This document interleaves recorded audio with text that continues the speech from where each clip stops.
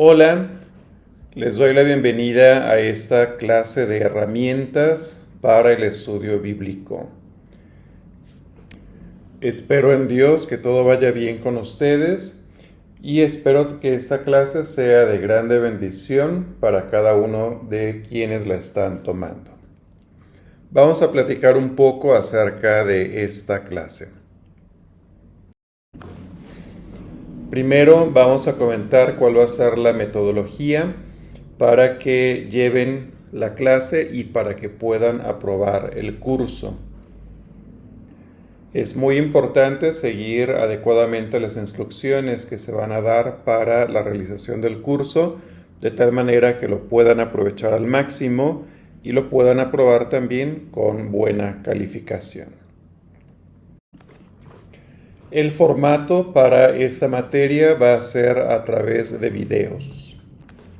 Cada semana se estarán publicando algunos videos y actividades, los cuales ustedes tendrán que ver y realizar de acuerdo a las instrucciones que se publiquen en el grupo de WhatsApp. De esa forma estaremos realizando el trabajo de esa semana. Sus responsabilidades serán revisar el grupo de WhatsApp, ver la lista de videos, ver los videos, realizar las actividades y enviarlas. Para esto estaremos utilizando WhatsApp como el medio de comunicación.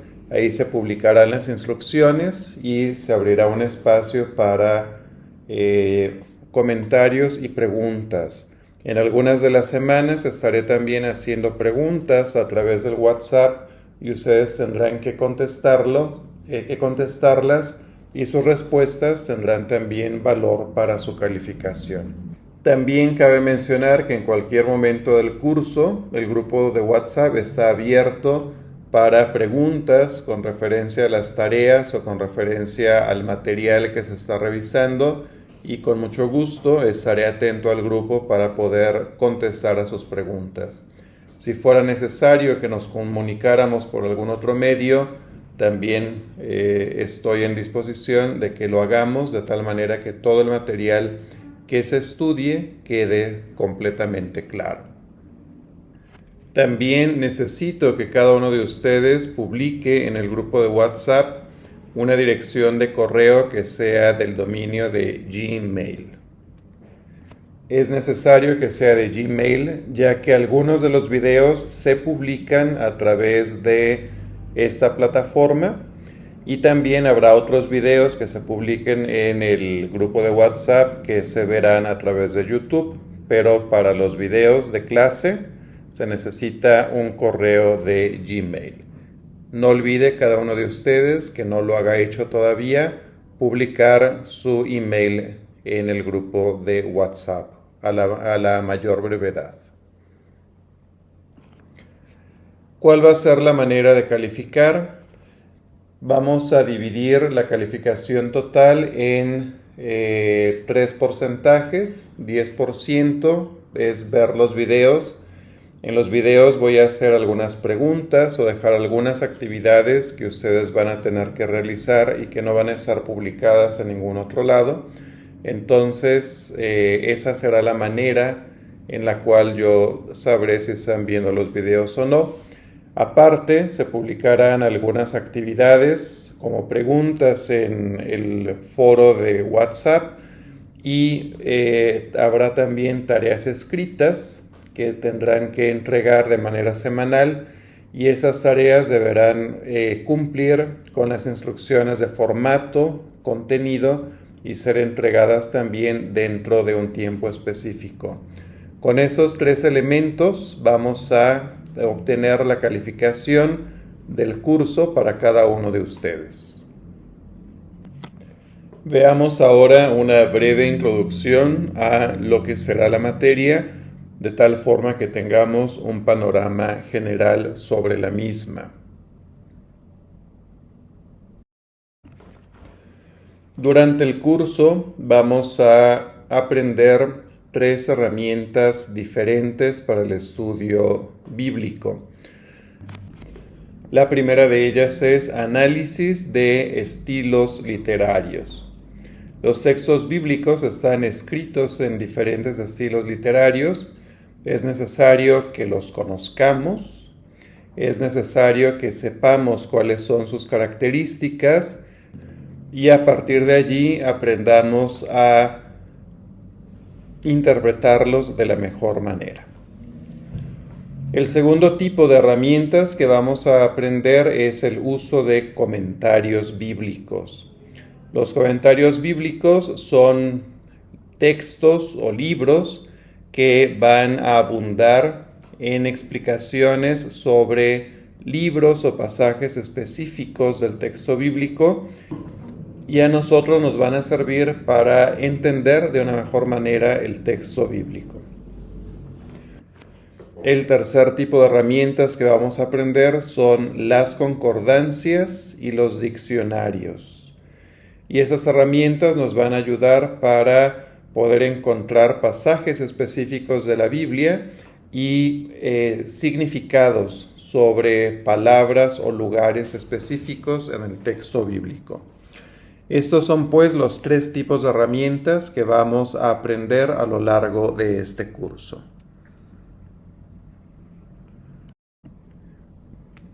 Llegó el momento de hacer una pausa a este video. En el grupo de WhatsApp están publicados algunos videos que debes ver en ese momento antes de seguir con la clase. Así que ponle pausa a este video, ve a tu aplicación de WhatsApp, ve los videos y una vez que los hayas visto, regresas para continuar con el resto de esta clase.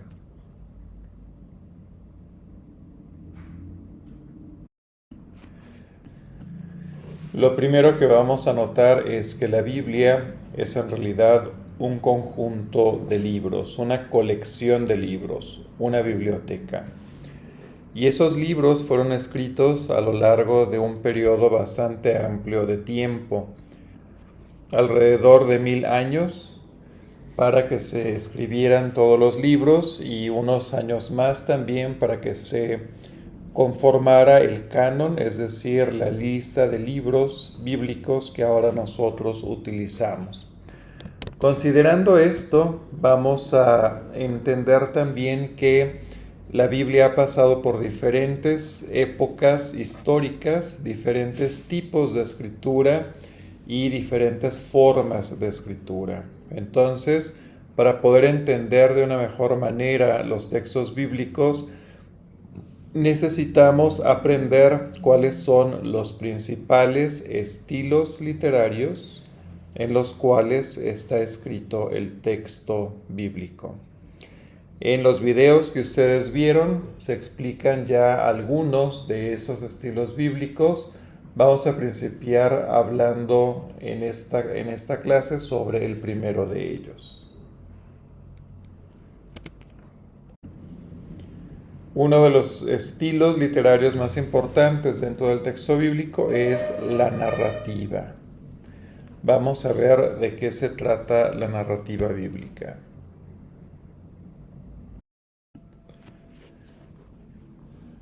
Les invito a que observemos la imagen que está a la derecha de la pantalla. Cuando ven esa imagen, ¿qué es lo que imaginan? ¿Podrían, de hecho, hacer una historia a partir de esta imagen? Probablemente sí. Probablemente alguien hablaría acerca de una historia de una persona que parece que lleva un cayado y lleva una vara, puesto que lleva una oveja, entonces pudiera ser un pastor y que está circulando por un lugar que es bastante peligroso. Cuando vemos algunas imágenes parecidas a lo que nosotros reconocemos como fantasmas en las películas o en las historias para niños, o un cráneo y unos huesos que salen en el piso, eso también nos da una idea de un lugar peligroso, de un lugar donde pudiera haber muerte inclusive. Bueno, con esos elementos que están presentes en esta imagen, podríamos nosotros armar toda una historia.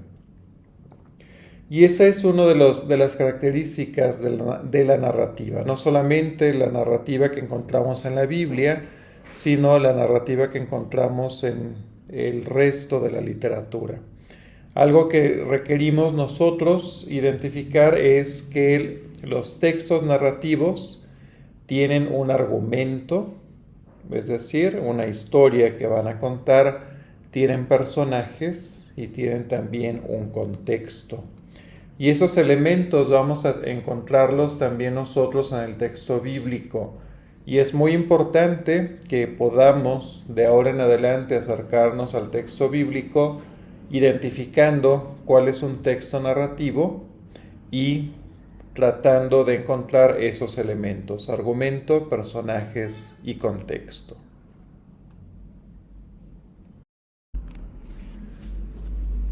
Una buena obra literaria no tiene un argumento sencillo, sino que va a tratar de tener un argumento más elaborado y complejo.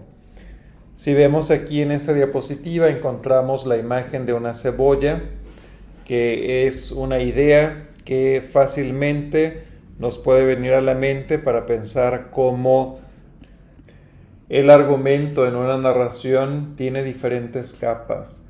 Y hay que ir separando cada una de las capas hasta que lleguemos a la idea central de esa narración.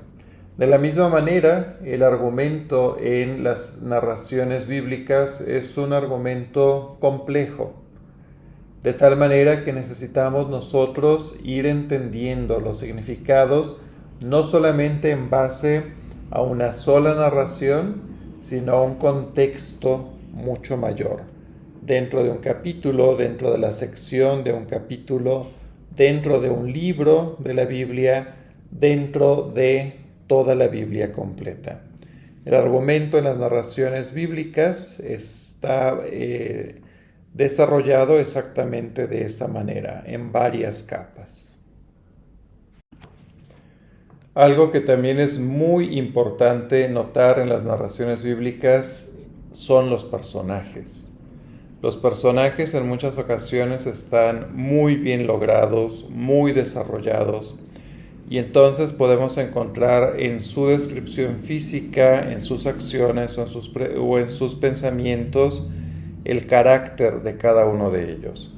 Hay que empezar a leer las narraciones bíblicas, identificar los personajes, pero también aprender a identificar cuál es el humor y cuál es la intención y la función de cada uno de esos personajes para la narración específica.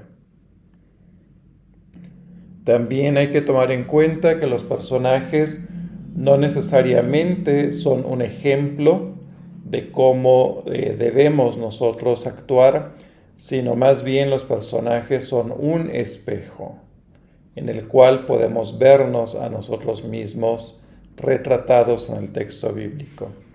Aquí en esta diapositiva vemos el dibujo de un personaje por la ropa que tiene, por la actitud que tiene, por la cara que tiene. Podemos darnos una idea de qué es, a qué se dedica. Una superheroína que es muy valiente y que es atrevida. Bueno, los personajes en el texto bíblico también nos dan pistas acerca de su función y de su comportamiento.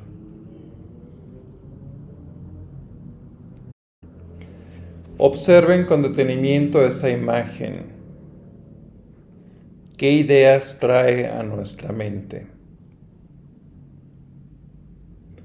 Muy probablemente estamos pensando en un desierto, en un lugar donde hace mucho calor. Si hay pirámides, probablemente va a ser Egipto, un espacio en el cual hay mucho sol, donde existe o existió un imperio muy poderoso que construyó esas pirámides. Simplemente con ver esta imagen podemos darnos cuenta también de cómo es el lugar. Bueno, en las narraciones bíblicas encontramos también información sobre el contexto, es decir, el lugar donde se realiza una historia y las circunstancias en las que sucede una historia. A todo eso necesitamos nosotros poner atención de tal manera que podamos entender también a qué se refiere y qué es lo que nos quiere decir una narración bíblica. El contexto es fundamental para poder entender una historia.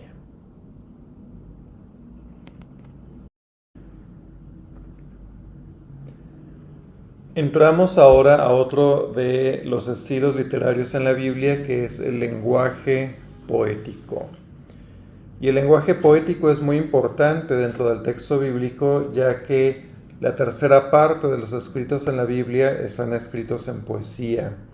Y si no ponemos atención a lo que significa o cómo se entiende una poesía, entonces podremos tener interpretaciones equivocadas sobre lo que leemos.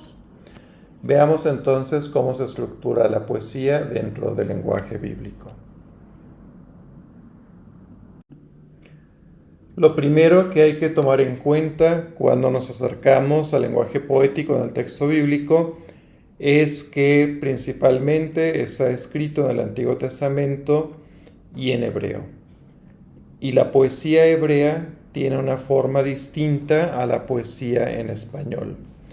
En español se utiliza como estrategias de la poesía la rima, es decir, que los finales de ciertas frases tengan algún parecido entre sí, de tal manera que puedan llevar un ritmo y una rima, pero la poesía hebrea no sigue estas reglas, sino sigue reglas total y completamente diferentes. Y necesitamos tener una noción de ese tipo de reglas de tal forma que podamos entender cómo están escritos los textos bíblicos poéticos.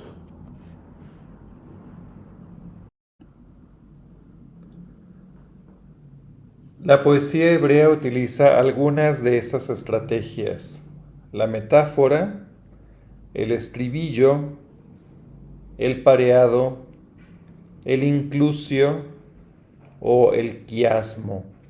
Vamos a ver algunas de ellas de tal manera que podamos entender a partir de ejemplos cómo se forman esas estrategias para la poesía y que cuando las leamos en el texto bíblico las podamos identificar y saber que estamos frente a un texto que está escrito en lenguaje poético.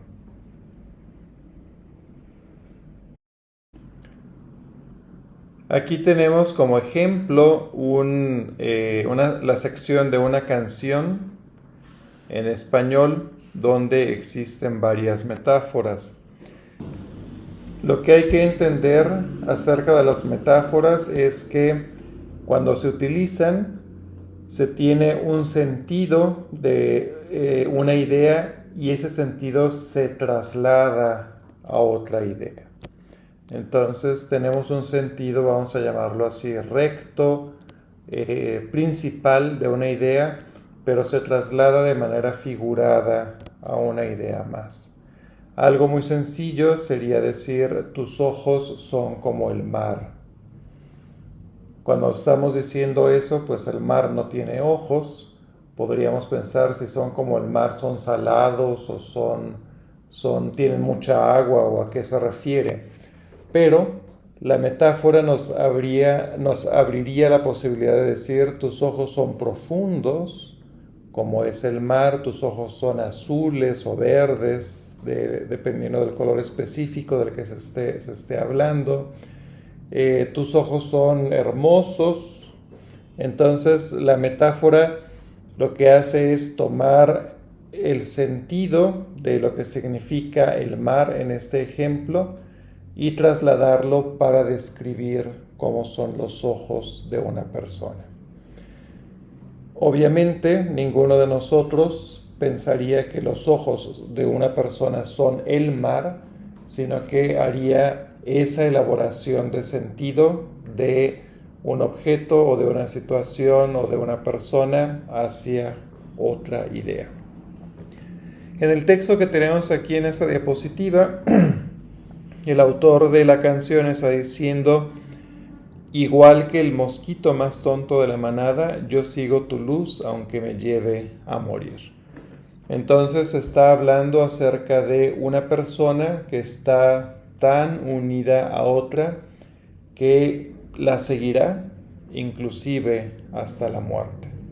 Así como un mosquito se lanzaría hacia la luz o un insecto se lanzaría hacia la luz, esa persona se acercaría y seguiría a la persona amada, aunque eso fuera a resultarle en su propia muerte. Entonces aquí tenemos esta primera metáfora. Y en la siguiente frase tenemos una segunda metáfora. Dice, te sigo como le siguen los puntos finales a todas las frases suicidas que buscan su fin. Y está jugando aquí con la idea de un escrito tiene diferentes categorías de puntos, punto y aparte, punto y seguido, pero también está el punto final. Y el punto final es lo que termina definitivamente un escrito. Entonces dice, te sigo como los puntos finales a las frases suicidas que buscan su fin. Y no significa que las frases se puedan suicidar, sino se está trasladando el sentido de una idea a otra idea. Una vez más se repite la idea de la muerte. En la primera frase dice, voy a seguir tu luz, aunque eso me lleve a la muerte. Y en la segunda frase dice, te voy a seguir, aunque también me lleve a la muerte. Y de esa manera podemos ver en primera instancia lo que significa la metáfora.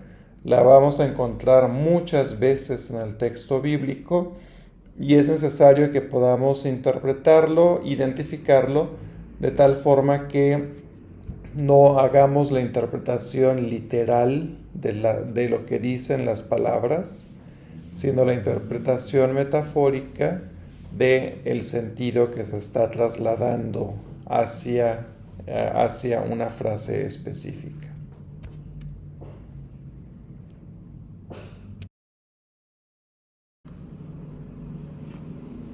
Las demás estrategias de poesía que vamos a revisar en esta clase tienen que ver con el acomodo de textos y su repetición. Principiamos con el estribillo. El estribillo es una frase que se va a repetir a lo largo de un texto. Aquí tenemos el ejemplo del Salmo 24, de los versículos 7 al 10, donde la sección que está en color rojo se repite. Alzado puertas vuestras cabezas, es una frase que se va repitiendo a manera de un estribillo. Tendríamos entonces estribillo, estrofa, estribillo, estrofa. De esa manera pues está resaltando la idea de la grandeza de Dios, que requiere que las puertas sean bastante altas, bastante grandes, de tal manera que pueda entrar Él a través de ellas. Y lo hace en dos ocasiones, en un estribillo repetitivo, para señalar de una forma muy importante esa idea. El estribillo podemos encontrarlo también en el texto bíblico a manera de una frase única que se va repitiendo de manera antifonal. Aquí en el Salmo 136 encontramos la idea porque para siempre es su misericordia. Y se dice una frase y después se repite porque para siempre es su misericordia, así a lo largo del Salmo. De tal forma que quien esté escuchando o esté leyendo este salmo, pues pueda tener muy claro cuál es la idea principal que se tiene en este escrito. Entonces, esta es otra de las estrategias de poesía que se utilizan en el texto bíblico.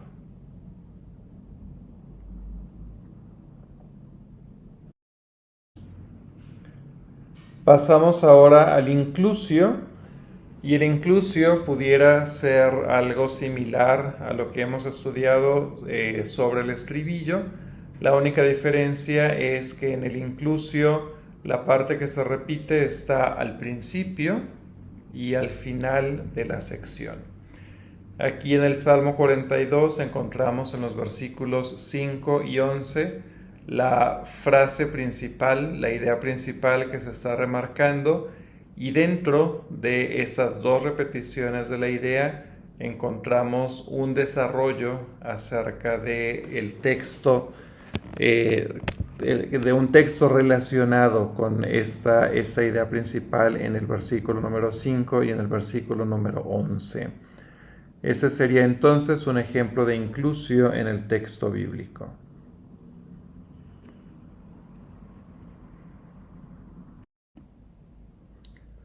Una de las estructuras poéticas más importantes dentro del texto bíblico es el quiasmo. Y el quiasmo es una estructura que se va repitiendo en un orden al principio de un escrito y después en el orden inverso al final de ese escrito. Muchos pasajes, inclusive se han detectado libros completos que están escritos en manera de quiasmo, utilizan esta estrategia que sirva también no solamente para dar belleza poética, sino también para ayudar al aprendizaje de un texto bíblico. Vamos a recordar que el texto bíblico, en las primeras etapas de su difusión, es un texto que se escucha, no es un texto que se lee. Entonces, todas esas estrategias ayudan para que quienes están escuchando puedan entender y puedan memorizar de una forma mucho más sencilla también el texto. ¿Cómo es un quiasmo? Bueno, un quiasmo tiene una idea central. Aquí en el pasaje de Juan 4, 23 a 24, la idea central la encontramos marcada con la letra X, que dice Dios es espíritu. Esa es la idea central. Y para reforzar esta idea, entonces se van poniendo antes de esa idea central algunas frases y después de esa idea central otras frases. Sin embargo, las frases que se van poniendo también se van repitiendo. Por ejemplo, aquí tenemos la primera frase que está marcada con la letra A. Dice, mas la hora viene y ahora es cuando los verdaderos adoradores adorarán al Padre en espíritu y en verdad. Las palabras que se enfatizan en esta frase son espíritu, adorar y verdad. Entonces, esta idea tiene que ver para reforzar a Dios es espíritu. La segunda frase es la marcada con la letra B. La letra B dice, también el Padre tales adoradores busca que le adoren. Le adoren. Entonces, esta es la siguiente idea dentro del quiasmo. Entonces, tenemos dos frases, la frase A, la frase B, y después tenemos la frase marcada como X, que es la idea central. Después de que ya se pusieron esas primeras frases y llegamos a la idea central, empiezan a repetirse las otras ideas, pero ahora en orden inverso. Podemos ver que después de la X viene una frase que está marcada como B y tiene un apóstrofe, un acento ahí a un lado. Y esta primera frase después de la idea central va a reforzar la idea de le adoren. En este caso dice le adoran en español. Y después de esa viene una frase marcada como A con apóstrofe y vuelve a repetir las ideas de en espíritu y en verdad que es necesario que le adoren. Entonces, esta es la estructura. Tiene una idea central marcada en este pasaje como una X. Después tiene ideas antes de esa idea central, en este caso son dos.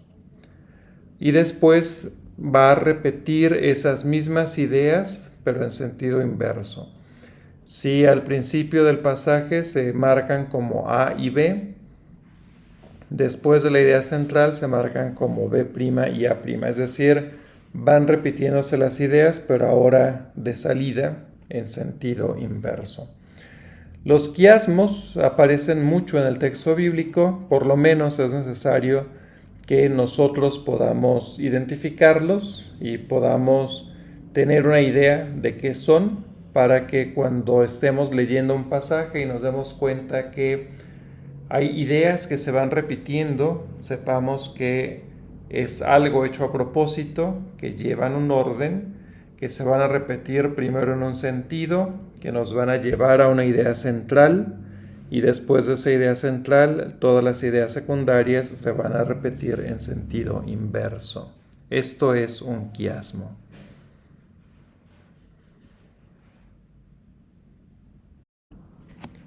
Llegamos ahora a la sección de tareas y actividades para realizar durante esa semana.